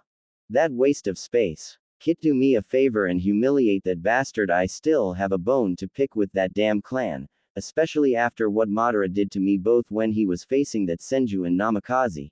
Kurama angrily said as he saw through Naruto's eyes the Uchiha flare his Sharingan. When the Konoha villagers and ninja saw the legendary Sharingan, they all cheered and praised him. On the outside, Sasuke looked like he wasn't paying attention, but Naruto knew that all of the time he had known the Raven Head he always wanted attention, and that right now he was mentally grinning. So Dobi, ready to lose to me again, as like all the other times, he mocked as many others laughed at Naruto, thinking that it would make him do something rash and be disqualified. Yet I was the one to bring you back to Konoha, Uchiha-san. Please spare me any unsavory comments and let's begin. Naruto said as he moved his hand towards his stun knife again, and he was about grab it when Sasuke decided otherwise. Don't you dare insult me, an Uchiha elite. I bet the Yondaime and his wife didn't even want you, considering they died just to get away from you. They didn't want to live with a demon, so they killed themselves. Ha, ha. Sasuke laughed as many of the Konoha residents laughed as well, whilst the foreigners believed that that was uncalled for but didn't say anything. Naruto bowed his head slightly so that his hair obscured his eyes from view, and his right hand that was reaching for his stun knife redirected itself to take out the Beretta M9 and held it in front of him. He then used his left hand to pull the slide back to see that a round was chambered. Releasing the slide, he took the safety off and stood in position. This time though it was different, it was more casual, with his legs being slightly apart and his hands by his sides. Cage box. Uchiha-san should not have done that, Yugito stated as the other cages turned towards her. What do you mean? Tsunade asked, as even though she disliked the Uchiha, it was still her duty to look after him as well as all her other ninja, both as the Hokage and a medic nin. It's because of the weapon Naruto has now, drew. Fu added as the cages looked to her now, looking for more information. Seeing that she now had their attention, Fu decided to continue. You see, when he was tortured by people who he trusted a lot and prayed would stand by him in his moment of need. Tsunade winced at that. Something in him broke, Fu drew out at the end. And because of that, Naruto developed a mental mode called killer mode. What it means is that he loses all other thoughts and goes into a kind of trance. No love, happiness or kindness. In fact, there isn't even any negative emotions like anger or rage. All there is one thing: kill. At one point Naruto was outnumbered by enemies, and to combat them he entered this mode, and let's just say it made the Uchiha massacre look tame. Yugito finished for Fu as the cages turned back to look at Naruto more closely. Arena. When Yugito and Fu finished their explanation, Naruto lifted his head to stare right into Sasuke's Sharingan eyes. Sasuke himself was starting to doubt himself when he looked into Naruto's eyes. His half-lidded eyes were dead-looking, as if there was no life left in them. His face didn't show any expression, just as blank as a fresh canvas. His hair caused shadows to appear over his eyes, making his posture even more deathly. Inwardly shivering, Sasuke drew his tanto in his right hand and stood in his kenjutsu stance. The two stared at each other, one with a deathly gaze and one with a slightly nervous but arrogant gaze. Seeing that the two ready, Anko started the match. 11th match. Naruto Uzumaki vs Sasuke Uchiha. Begin. As if one cue, Sasuke weaved through numerous hand seals, whilst Naruto just stood there, not reacting at all to the danger being presented. After Sasuke had finished making hand seals, he brought his left hand to his mouth and took a deep breath. Kaden. Gokaku no Jutsu, he called out as he released a large fireball, twice his height, at the rooted Uzukage. When the fireball connected, it exploded and scorched the earth around it. Many people started to cheer, thinking that Naruto had been caught in the flames, to which Sasuke forgot about his initial fear, smirked smugly and turned off his Sharingan. After a few seconds he didn't hear Anko call him the winner, and the cheers from before had died down. Upon closer inspection he saw that they were ones of shock, and they were intentionally looking behind him. What are they so shocked about? He thought as he rose an eyebrow in confusion and turned around to see what they staring at. Only to find himself looking down the barrel of Naruto's M9. Bang. Ah! Sasuke shouted as he dropped his tanto so that he could cover his left eye, which now had a hole in it and was bleeding profusely. In reality, that would have blown a hole through his skull, but because of his instincts, Sasuke was able to make the bullet go diagonally through his eye and out the side of his head before it hit anything else important. As soon as he fell to the ground, Naruto pressed the M9 against his forehead with that same dead look about him as if it didn't matter to him that he had just blew a person's eye out. Naruto pulled the hammer back ready to fire another round directly into his brain and was in the process of squeezing the trigger but paused when he heard Anko shout out to him. Naruto-kun, stop. You won all right. No need to go any further. Anko yelled as Naruto registered what she said and stopped within seconds of killing the Uchiha. Sasuke opened his only working eye to see Naruto's expression come back to reality, though he still had a cold expression on. Naruto relaxed his grip from pulling the trigger and pulled the hammer back into place, before putting it back into its holster and walking off towards the changing rooms. He muttered as he passed the Uchiha without even looking at him as the medic Nin came and tried to heal his eye. He then looked at Anko and gave her a small smile to reassure her that he was fine. I'll pick you up after the negotiations for our date, Anko-chan, he said cheerfully as Anko nodded back with a grin as she decided to finish the tournament. Winner of the tournament, Naruto Uzumaki. Many of the foreigners cheered loudly, including the captains and privates, whilst the Konoha residents kept quiet as they were inwardly fuming that the demon won. The Kages themselves were shocked, though Onoki was more like sweating as he knew what that meant. Uzushiogakure was now under the UWN's control and not theirs, all because of his stubbornness. As Naruto walked into the changing rooms, he absently thought of what the negotiations would be like. Most likely a pain in the, he thought as took off his helmet and started changing. If only he knew how right he was. Meanwhile, so the Kyuubi's Jinchuriki won the bet and is now the owner of Uzushiogakure. This does throw a dent into our plans, Madara said as he stood in front of the Geto Mazo that contained all of the biju that they had accumulated so far. Why is that, Madara-sama? Sasori said from within his puppet. It is because judging from how big that ship of theirs is, they would need a coastline that allowed deep-sea ships to dock, and Uzushio just happens to be the only place with such a coastline. This will mean that the time it takes for the UWN to send troops across will be shortened, Madara replied. What do you propose we do then? Orochimaru hissed as Madara turned towards him. We shall try a preemptive strike. Have the White Zetsu army stage an attack during the negotiations between the UWN and the Shinobi Alliance. Hopefully they will be able to capture the Jinchuriki as well, Madara ordered as Zetsu nodded and sunk into the earth until he was gone. Madara then addressed Deidara. I want you to sink their ship that is near Naha port in Kurigakure. Your ability to use clay birds should prove useful against their defenses. On it, Deidara responded as he made a large bird of clay, big enough for him to ride on, and flew out towards baseplate. Sasori, I want you to try and copy those devices the Kyuubi Jinchuriki used in the tournament. They could be very useful for the future. Orochimaru, organize our troops to be ready for when the reinforcements from the United Whirlpool Army arrive. We must be prepared for anything. Madara finished as he used Jikuken Ito to teleport himself to another location. As the others went away to do what they had been ordered to do, Orochimaru continued to scheme again at the prospect of getting the Sharingan. Soon I will have Sasuke-kun and my ticket to immortality. He who dares, loses. Naruto stared at the ceiling to his hotel room, clad in his armor and white and orange trench coat. He looked like he was paying attention to the detail of the room when he was actually in deep thought about the talks. Specifically about the Tsuchikage. The man had no respect for anybody who was younger than himself, and it had been for this reason that there had been no mention of a Yondaime Tsuchikage at all. His reputation of being Ryotenbin no Onoki meant that he was quick to switch sides from one another, and that made him a very dangerous man when picking as an ally, especially when it came to trusting him. He'll definitely try and gain something out of me, that's guaranteed, Naruto thought grimly with a frown. Kid, I don't like this just as much as you, but I wouldn't worry much about that senile old man.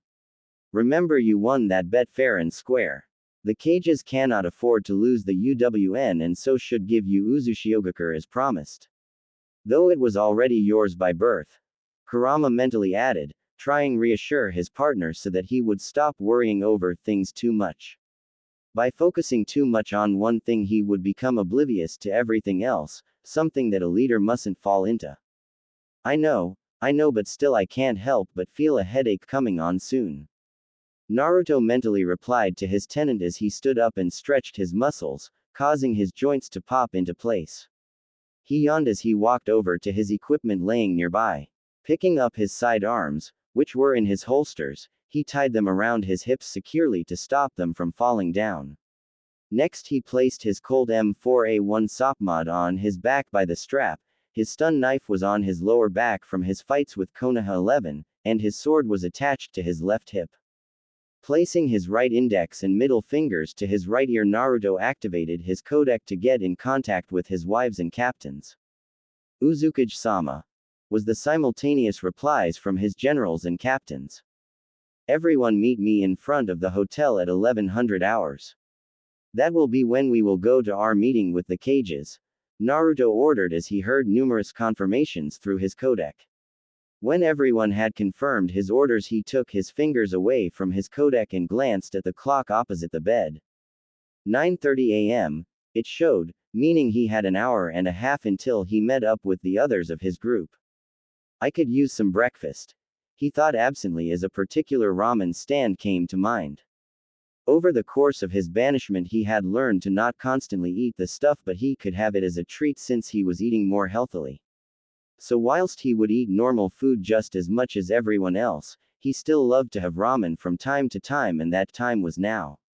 Plus, he would be able to tell Tsuki and Ayame about his offer to move to the UWN in person, as it seemed more polite than sending a message.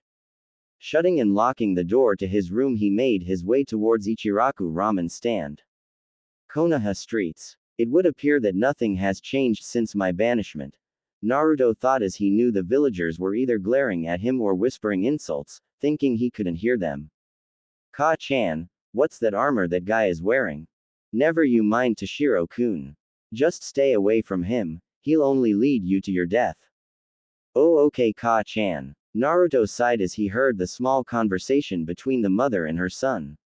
Truth be told, he wanted nothing more than to go there, chew out the mother and tell the kid otherwise, but a couple of things stopped him.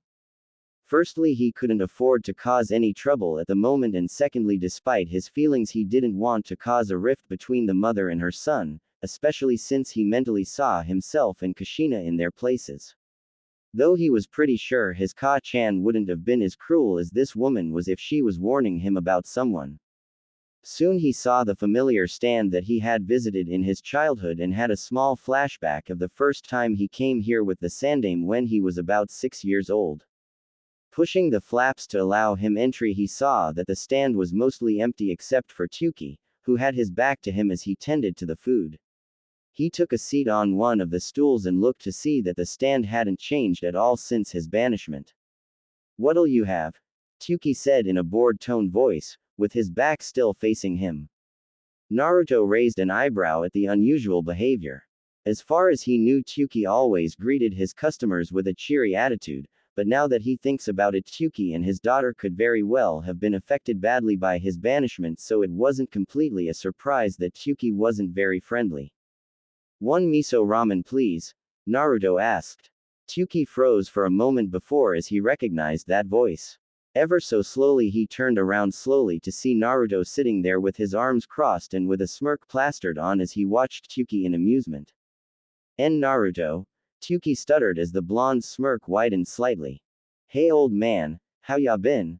Naruto asked as the man looked close to tears. Tsuki was indeed close to crying in joy at seeing his favorite customer.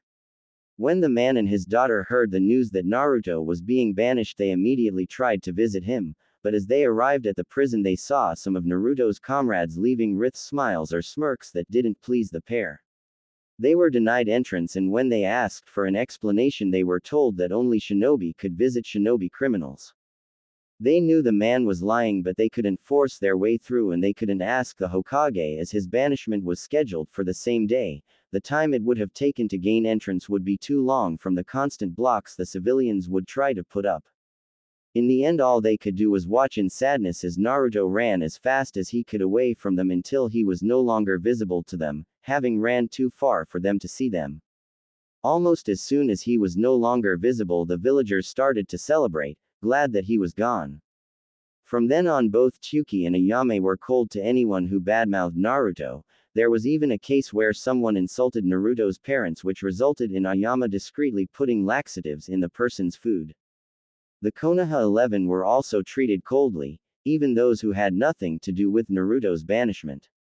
The reason being that even though they didn't treat him horribly while he was in prison, they did constantly get on his case for even the minor of things when he was with them in both the academy and when they were made genin. Naruto, my boy, how are you here though? I thought you weren't allowed back in Konoha. Not that I mind or anything, Tsuki quickly added at the end in the hopes of not insulting the man. Naruto waved off the accidental insult. It was a legitimate question since he didn't know of his current status. No worries, old man. The reason I'm here is because the Shinobi Alliance can't handle one village and one criminal organization, so they decided to try and get my nation involved so that they survive this war that Akatsuki started. Naruto explained with extra emphasis on the "my" in his response. Tsuki was stunned to say the least. He knew that the Shinobi Alliance was losing the war and that they were in meetings with United Whirlpool Nation's leader, but the emphasis on the "my" made it sound like, "You're the Uzukage, aren't you?" The nod in response confirmed it, as the two shared stories and Naruto had his ramen. Naruto told Tsuki about how he untied the West to form the United Whirlpool Nation, and Tsuki filled Naruto in on how his life was during Naruto's banishment. After an hour had passed, the two finally stopped and Naruto thought it best he give Tsuki his offer before he left to meet with the rest of his group outside the hotel. "Say, old man, I was wondering if you considered moving to somewhere else." Tsuki scratched his chin in thought as he mulled the idea over. If he was honest with himself, he did think about moving ever since Naruto was banished, but had decided against it because of the dangers of bandits, possibly ninja, and the trouble of setting up shop at their new location. "I have considered it, but there would have been dangerous people out there that we could run into, as well as the problems we would face of getting started in selling that made it impossible for us to move," he replied. "Well then, how about this? I will take care of everything that you would need to move to the UWN, and in return you give me a discount from time to time," Naruto offered as Tsuki thought the offer over. After a couple of seconds, Tsuki gave Naruto his reply. "Okay Naruto, you got yourself a deal, and I will tell Ayame of this when she comes back from picking up some supplies. That reminds me, she really missed you as well, and I'm pretty sure that she would love to see you again after so long," Tsuki said as Naruto nodded in return. "All right, I talk to her later on as my group and I will be going back to our headquarters after our meeting with the Cages. Before then, pack all of the essentials that you need and head to the Hokage Monument, where I will meet up with you there. After that we will send you to the UWN, where for the time being you will be living as guests at my home, then we will set you up with the resources you will need. I am pretty sure that business will be fruitful considering you were some of the only people to treat me with kindness when I was in Konoha," Naruto informed the chef. He was glad that the man was coming back with him to the UWN. It was also easier that they were civilians since the Cages could not interfere with civilian affairs and the civilians could not hold them in Konoha unless they were being charged with a crime with valid evidence. It would seem that the civilians' efforts to be in control of Konoha by stating that civilians were under their complete control were actually working in his favor now. It was then that he noticed that it had been hours since Ayame had gone to get supplies for the ramen stand. What could be taking her so long? She wasn't the kind of person to allow anything to interrupt her when she was working. So that meant either she was having trouble with getting the supplies before she could leave. Or someone has stopped her mid-journey.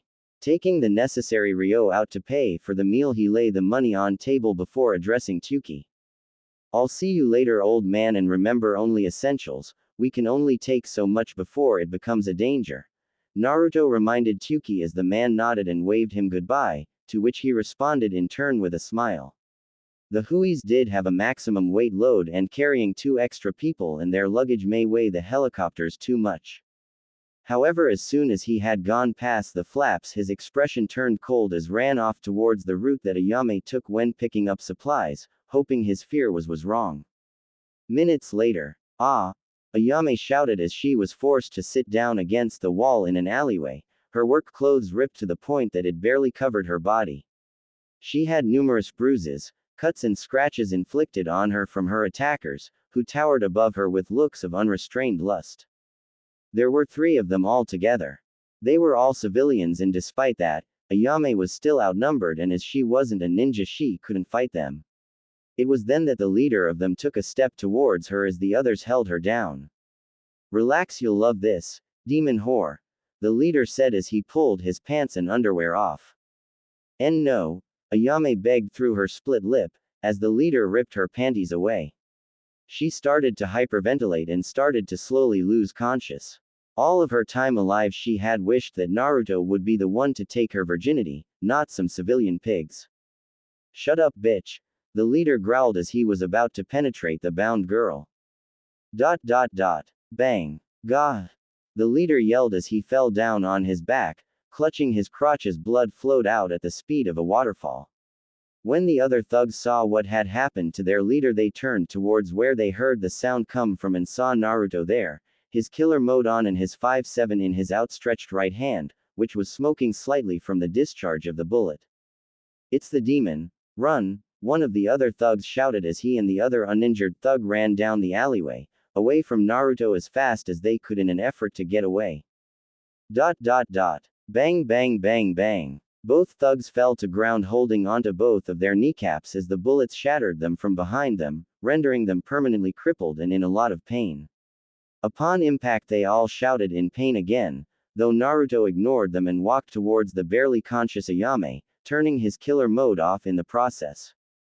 When Ayame saw Naruto coming towards her, she firstly thought it was another rapist and started to tremble, however when she recognized him she let out a small smile. Naruto. Ayame whispered in relief as her eyes rolled up and fainted. Sighing, Naruto took off his trench coat, crouched down and wrapped it around Ayame's form. When Ayame felt the coat around her, she instinctively pulled it tighter to her to keep her warm. Once she was comfortable, Naruto stood up straight and activated his codec. Calling all call signs, change of plans. Captain Kyoto, take 2 guards and rendezvous with me at the hospital. Prepare for medical condition number 0198721. 3 of the bodyguards will arrest the 3 wounded civilians at these coordinates, punches in his location, and take them to the Hokage's tower. All other captains and generals are to take the rest of the guards and proceed to the Hokage's tower as well, where Generals Yugito and Fu are to then call a meeting along with the other cages. Everyone else will continue with their previous orders. Confirm. Sir. Yes, sir, was the response. Taking his fingers off the communicative device, Naruto walked back to Ayame and picked her up bridal style. Looking over the thugs, he saw that they weren't going to be going anywhere, so decided not to restrain them as his soldiers should be arriving soon. Then he disappeared, leaving an after image as he made his way to Konoha's hospital. Konoha's hospital. Minutes later. We're here to look for Uzukage-sama. He told us that he brought a patient here for us to treat. Inoue said as she and her 2 bodyguards addressed the receptionist with blank expressions. The receptionist glared at them with hatred as she spoke back in barely contained venom. The demon and the demon-loving whore are in room 201. Now get the hell a move on so that I can deal with normal human patient requests, she sneered. If Inoue was offended, she didn't show it. Instead, she nodded back with a neutral expression to the receptionist and walked past her and made her way to the designated room, leaving the receptionist to wonder why they didn't retaliate to her insults.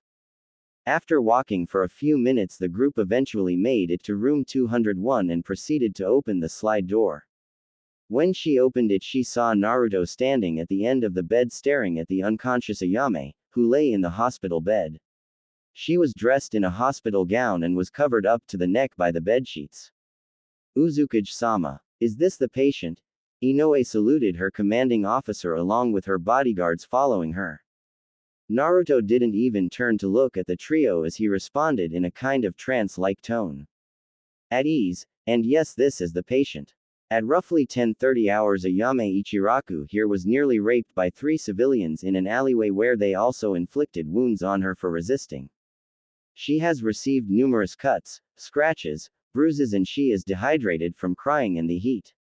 They never got to actually do the deed, but I didn't want to take any chances. She also fainted at the end of the ordeal. Please do what you can for her and do not let anyone aside from our group, Tsunade or her father, into this room. Anybody who tries to force their way is considered an enemy and you have the right to use lethal force. Understood. Yes, Uzukage-sama. Inoue replied with conviction as Naruto nodded and vanished, with an after-image being left for a few seconds before vanishing also. She knew that Naruto cared about the girl as he had mentioned her a few times as he told them about his past in Konoha when he met them, and that now he was barely containing his rage as he left. After she was sure that Naruto had left, she turned towards her 2 bodyguards. You 2 guard the door, she ordered. Yes, Captain Kyoto. They replied simultaneously as they walked outside the door to keep a lookout to make sure that nobody interrupted her unless it was urgent or if any of the previously mentioned people turned up and wanted to see the girl. Once they were gone, Inoue then turned back to look at the unconscious Ayame. All right, let's see what we can do here, she said rhetorically as she took out her medic kit and started to tend to the girl's afflictions. Hokage Tower. Council Chamber. The room was darkened with no windows and lights were used for lighting. In the center of the room was a large circle table that was able to accommodate the Kages, Naruto's group, and the council. That demon should be executed, one civilian council member shouted, with the others shouting in agreement. The shinobi council members all shook their heads in annoyance as they heard that demand for the who knows how long time. Along with them were the Kages, who were talking amongst themselves, and Naruto's group were doing the same as the Kages. A moment later they saw Naruto appear, scaring the shit out of both councils and the Kages. Uzukage Dono, are we ready to start the negotiations? Tsunade asked, hoping to get them to begin talking. Nope, was Naruto's unexpected answer. In response, he was on the end of numerous outbursts from the civilians, shinobi, and some of the Kages. Why not? Demanded as he was about to use his Raiden no Yoroi on him. Seeing this, Naruto put his right hand up to signal for silence. A moment later everyone was quiet and were now listening intently to him for an explanation. What I mean is that there is one more thing that is needed to be discussed before we start the negotiations. This is because as I was making my way here after stopping for some breakfast, I came across the sight of one Ayame Ichiraku about to be raped by 3 Konoha civilians.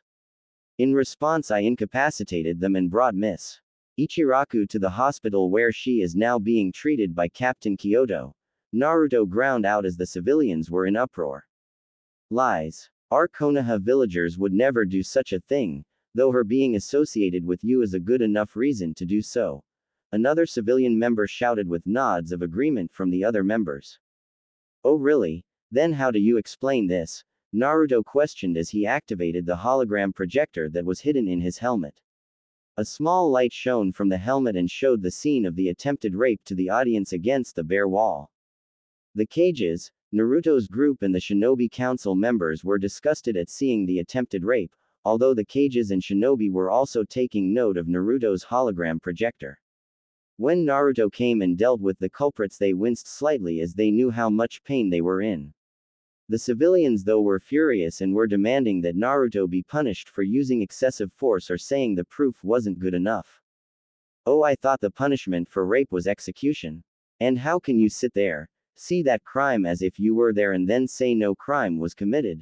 Naruto rebuked as the civilians went quiet for the moment. Tsunade, seeing this, stood up as it was her responsibility to give out punishments. Well, seeing as it is clear that those 3 civilians are guilty, they will be imprisoned for life and given a session with Ibiki. Normally they would be executed, but due to the fact that the deed wasn't actually done, I can't do that, so this is what they get instead. Tsunade said. The civilians were yelling again in protest, saying that they shouldn't be punished at all. Quiet! Tsunade shouted, using Ki to shut them up. It was then the doors burst open and in flew the 3 mentioned civilians as they were thrown through the doors by 3 of Naruto's group bodyguards, hands cuffed behind their backs. As the 3 attempted to sit up, their arresters used the stock of their Colt M16A2 rifles to hit them in the back of the neck, causing them to fall flat on their stomachs.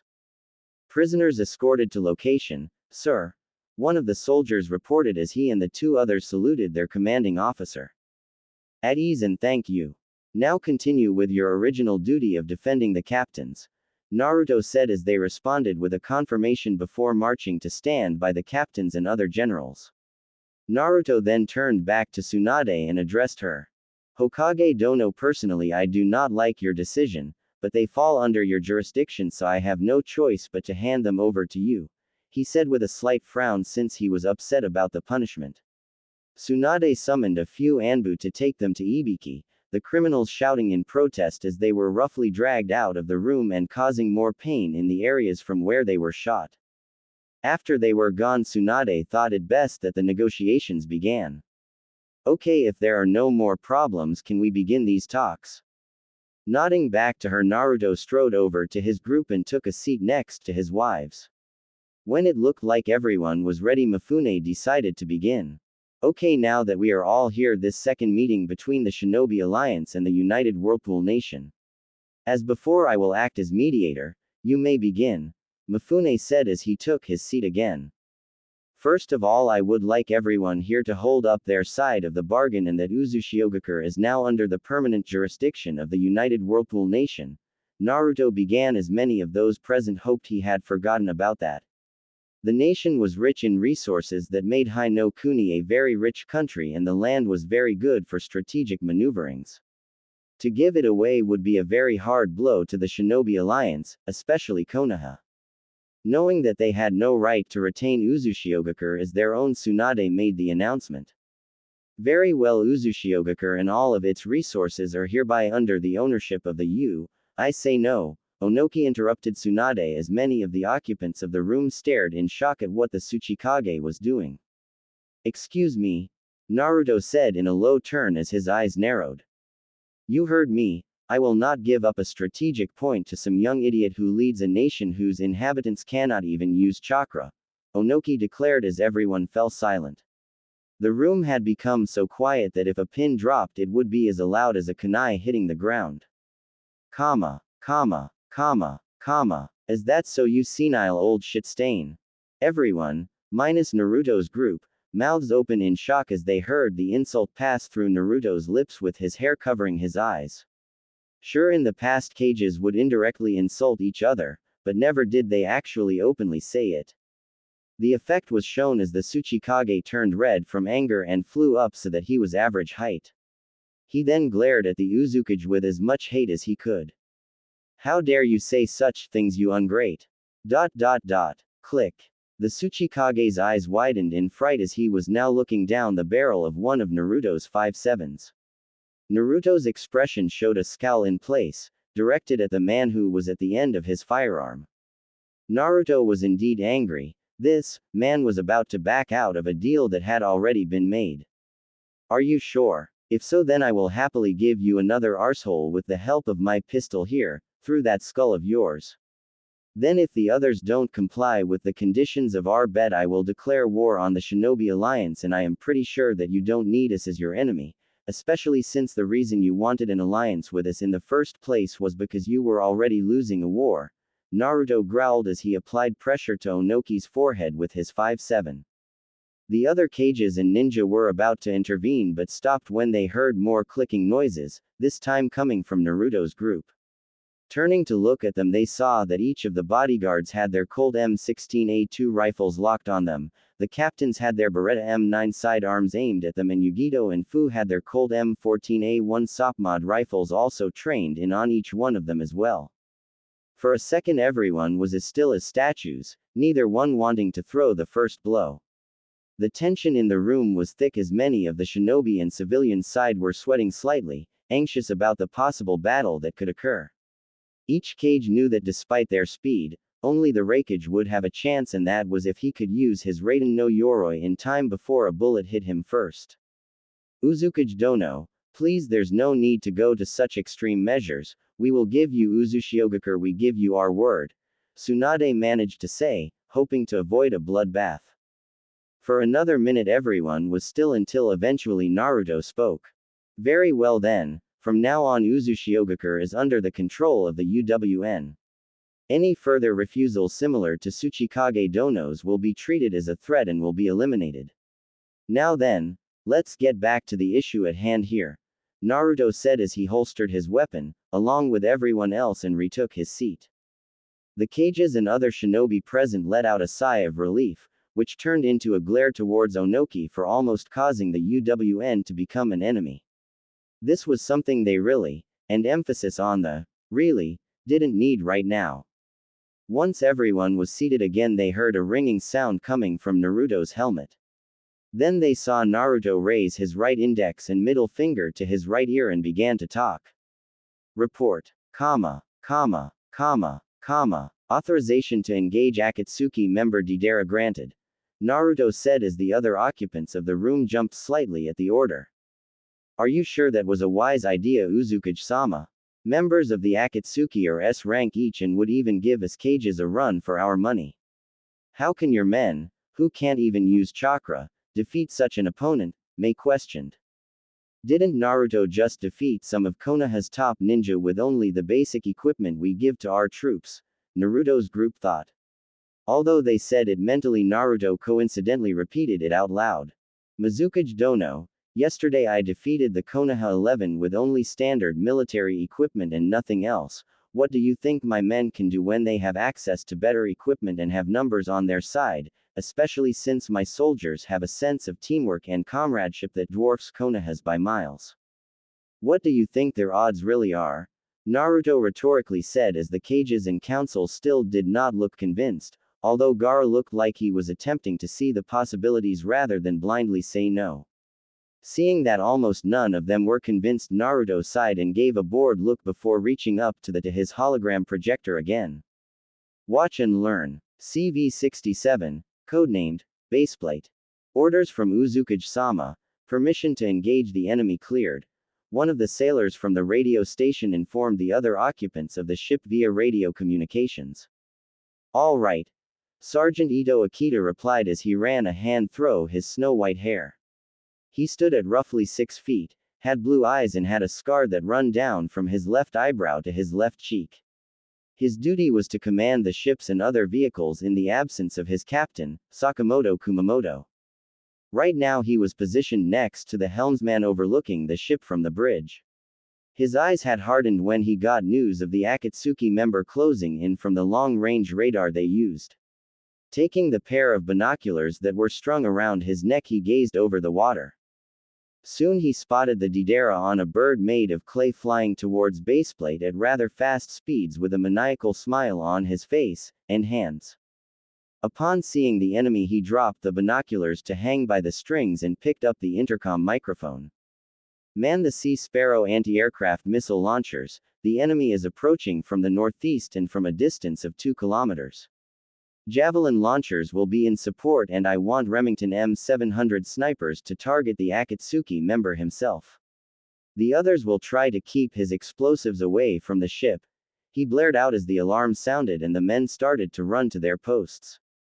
Time to send these to the lowest depths of the sea, Deidara chuckled as he closed in on the aircraft carrier. For the moment he had met no resistance, but he had noticed that they were aware of him coming towards them, judging from the increase in activity and the sirens blaring. When he was close enough, he placed his hands into the bags that contained his explosive clay and had the mouths on his hands eat the clay. When he brought them back up, he opened his palms to see the mouths chewing on the clay still. The mouths then spat out the clay to reveal small clay birds. He grinned at them as he threw them on both sides of him. She won. He grinned as they then expanded until they were as big as the one he was standing on. The two birds then sped ahead of him, intent on causing damage to the huge metal ship. Fire barrage 1. Deidara looked in shock as the sea sparrows launched a barrage of missiles, locked onto the two speeding birds. In a matter of seconds the missiles made contact, causing his clay birds to explode. This is going to be harder than I thought, Deidara inwardly said as he gathered more clay into his hands. This time creating 4 birds and did the same as before. Fire barrage 2. Deidara predicted the missiles this time and guided all of his clay birds away from the missiles. He laughed when he saw them miss, but his eyes widened when he saw them following him. Shit, he cursed as he was forced to use evasive moves to fly around until eventually his clay birds were hit and exploded with smoke covering the area of impact. This led the terrorist bomber to go on the defensive. He would dodge left or right, avoiding the missiles at all cost. Then he flew across the deck hoping that he was too close for them to do anything. Bang. Gah! He yelled out as a bullet hit him square in the chest, the force of the impact causing him to fall and hit the deck with a thud, landing near the edge of the deck. When he sat upright he had to rub his eyes as his vision was blurry. Once his vision was clear he saw that he was surrounded by sailors, image-wise look on Google Images and type, as Navy sailor, and that they all had their Colt M16A2 rifles pointing at him. Target grounded and surrounded, sir. The sniper reported as he pulled the bolt back to his Remington, ejecting the empty cartridge onto the floor. He was at the front of the group soldiers, paying close attention to the terrorist bomber's actions. Deidara observed his surroundings, noting the soldiers that were paying close attention to him. Overall I seem to be in some pretty deep shit now. I can only hope this works, he thought as he placed his hands into his bags of clay to perform his Kibaku Jirai. Bang bang. Only to be shot in both of his arms, making them useless to him. He growled at them as they slowly moved towards him, in the hopes of subduing him and interrogating him for information. Guess I have no choice, Deidara grinned, causing the soldiers to pause, wondering what he was going to do next. The man then opened the mouth located on his chest. Seals then started to spread over his body and he began to become transparent. He laughed crazily at the thought of the destruction he would cause by using the suicide technique. Artisan explosion. Bang. Deidara wasn't given the chance to finish the jutsu as a bullet was now planted in his head, courtesy of the Remington sniper. Target killed, Sergeant, he said into his radio. Roger that, take the body to the morgue for observation. Ito replied as the soldiers confirmed their orders, before taking Deidara's body away. Konoha. After the commotion on the ship finished the hologram projector was turned off. When this was done everyone, minus Naruto's group, were stupefied at the display of power. Looking around Naruto saw the expressions of the cages and heard Kurama laugh in his mind. Shaking his head mentally at the kitsune he turned his attention back to the shocked cages. As you can see, despite my nation's inability to use chakra we can still hold our own against both Otogakure and the Akatsuki. Now can we move on with these talks? Naruto irritably said as the cages woke up from their shock and continued on with the talks.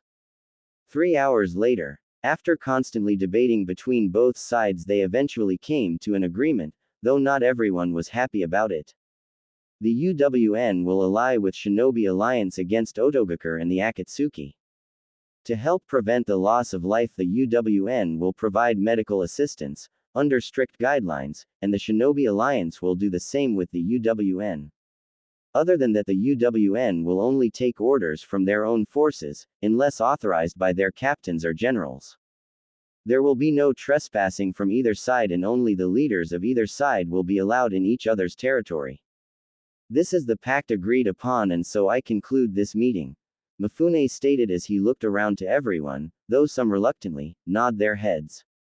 The ninja were in full agreement, the civilians were less than pleased because of their lack of gain, and Danzo and the elders were fuming at the result. They were about to object but were beaten to by a certain blonde Uzukage. Before we all retire, I have two more issues that need to be addressed, or to be more specific, issues concerning Konoha, Naruto said, getting the attention of everyone in the room. And what would those be? Uzukage Dono? Tsunade asked, hoping it wasn't something big. Her hopes went unanswered: the crime committed by one Danzo Shimura and the retirement of the Uzumaki clan symbol from Konoha. This caused both the shinobi and the civilian side of the council to start denying, for different reasons. The civilians because Danzo bribed them to support him, and the shinobi because of their attachment to the symbol. You can't do that, we have full rights to use that symbol. It's been with Konoha since its founding. To remove it would be to remove a piece of ourselves. Sume Inuzuka, Kiba's mother, pleaded. This was the thought that had been shared with the other Konoha shinobi. It was a very important part of their history and many people saw it as a symbol of strength.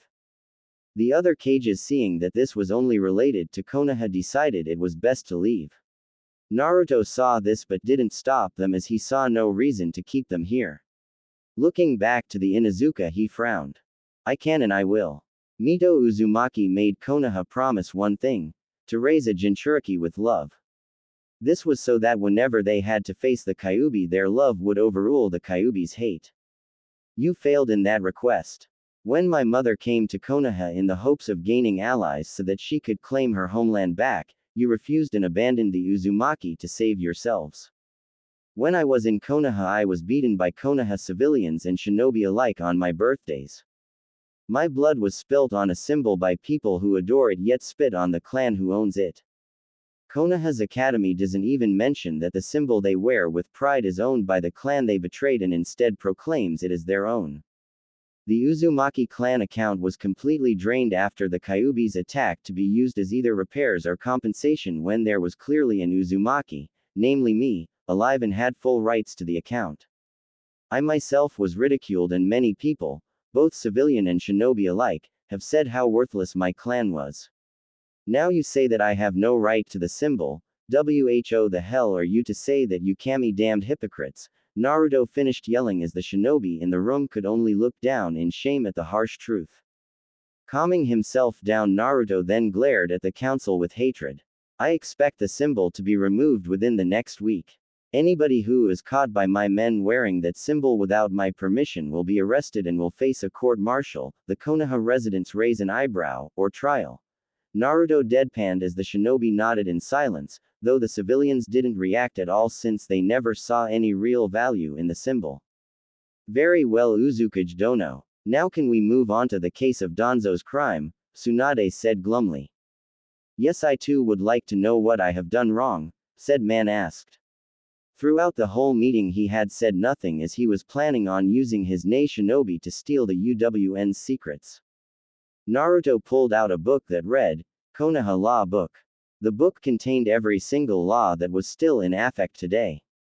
It was maroon leathered hardback and the title was written in golden letters. The size of the book was the same as Jiraiya's Ika books.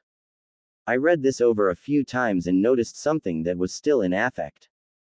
Opening parenthesis. Clears his throat. When a shinobi is exiled, banished, she will be given a seal that will temporarily seal away her ability to use hand seals unless released by the Hokage. From here Danzo has broken this law as he didn't apply a seal that would temporarily seal my ability to use hand seals, but permanently. Therefore he will be punished. Naruto recited as Tsunade clenched her hands into fists and grit her teeth in anger. Danzo, you're under arrest and will face trial for breaking the law, Tsunade ordered as two Anbu appeared behind the man to arrest him. However, as they touched him he disappeared in a poof of smoke, signifying that he was just a clone. Damn that fool. Anbu, alert all Chunin and Jonin shinobi that Danzo Shimura is to be arrested for using an unauthorized seal. He is to be captured alive and also inform the genin of his status, but they are ordered to only look out for him. If they do spot him they are to inform either a Chunin, Jonin or Anbu of his location. Dismissed. Tsunade ordered as the Anbu rushed to try and apprehend the elder. During all of this, Naruto was looking rather down, as this would mean more fighting for his men, since now they would also be facing not just Akatsuki and Otogakure, but also Danzo and his Nei organization. To sum it up, he had to face 3 enemies now, 4 if you include the Shinobi Alliance as a potential enemy. Once the atmosphere had calmed down once again, Naruto stood up to conclude the meeting. Now that that has been solved, I would like to give some warnings about our agreement. The medics and doctors who will help you with using our medicine will be in charge of any patient that requires their medication. This is because without the help of chakra we cannot afford to make mistakes. Too much of certain medication will kill the patient or make them even more sick, and too little will only achieve in suppressing the ailment, not cure it. Also, any misuse of our medical equipment will be in breach of our pact, and in turn it will be void. In addition, my medics and doctors have taken an oath that they will help anybody who is in need of help, be it ally or enemy, so if you see my medical forces healing an enemy ninja, do not try to intervene. Doing so will also be breaking our pact. Finally, be aware that anyone who trespasses on the UWN's territory will be under our jurisdiction, not the Shinobi Alliance. Repeat this to the others and make sure they understand that they are on very thin ice. They slip up even once and we will no longer be allies, and all that we have contributed to the war will be taken back, Naruto said with finality as he and his group saluted everyone present before marching out of the room through the double doors, leaving a stone council and cage behind. Well, this is going to be troublesome. Shikamaru yawned out. Too right, friend. It'll be hard enough to convince everyone to take off the symbol, add in the other requirements, and it sure isn't going to be pretty, Choji Akamichi said in response to his close friend. Yeah, I sure will get an earful out of my clan, especially Ino. I love my daughter very much, but she does yell a lot when things don't go her way. I can't help but think that maybe I shouldn't have treated her like a princess and instead taught her some humility at the time. Sure, she has matured a lot since her academy and genin days, but she still has the tendency revert back to them when in the company of family, Inoichi Yamanaka added as he massaged his temples when he imagined the commotion he was going to get at home. Ino would have been present as the clan head, but after training herself to exhaustion to suppress the guilt that swelled up after seeing Naruto, took a toll on her, and she was currently in the hospital recovering. Many of the other clan heads were nodding in agreement, though the civilians and elders were still plotting ways to gain something out of the agreement. I need to speak with Naruto at some point. If only so that I can try and make it up to him.